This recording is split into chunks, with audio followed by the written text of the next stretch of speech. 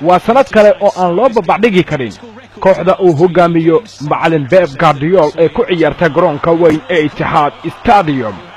shalayna Etihad Stadium waxa ay ku martiqaadeen Burnley oo baryahanba iska noqotay koox iska cagab boorey ah. wixii ka soo raacay Burnley Etihadna waxay noqdeenba wax diiwaanka galay.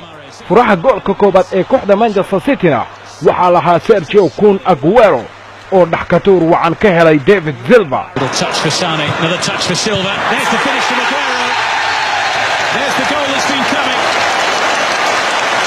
The champions show their quality and are ahead with just 16 minutes on the board.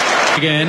qaybtii koobaad waxa lagu kala tagay gool iyo waxba, laakiin markii la isku soo laabtay qaybtii labaad wax waliba waxay isku bedeleen. bilowga goolka koobaad ee qaybtii labaadna waxa lahaa Bernardo Silva oo ka faa'iideystay banooni uu ka soo shaqeeyay David Silva iyadoo u qormaysay sidii qaansadii oo kalena waxay dalqada ay ka gashay goolkii Burnley. The Burnley players stopped. Bernardo Silva continued and got his reward. 2-0 Manchester City. mar kale darba caraysan waxa la qsiyay goolkii Joe Hart oo u saddexeeyay Burnley. Fernandinho. It comes, Lowton tries to guide it away.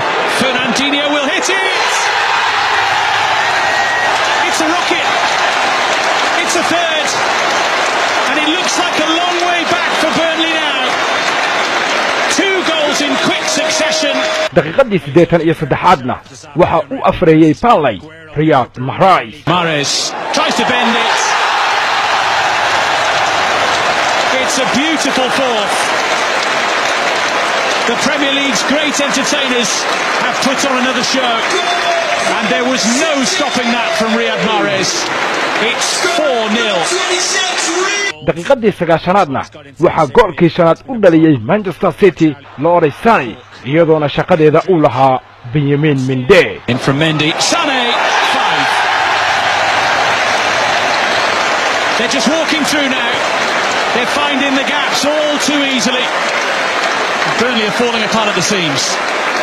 Well, it hasn't been an enjoyable.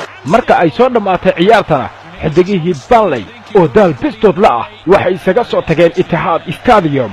shakina kuma jiro in Manchester City ay tahay boqoradii baaska ee horyaalka Premier League dalka Ingiriiska.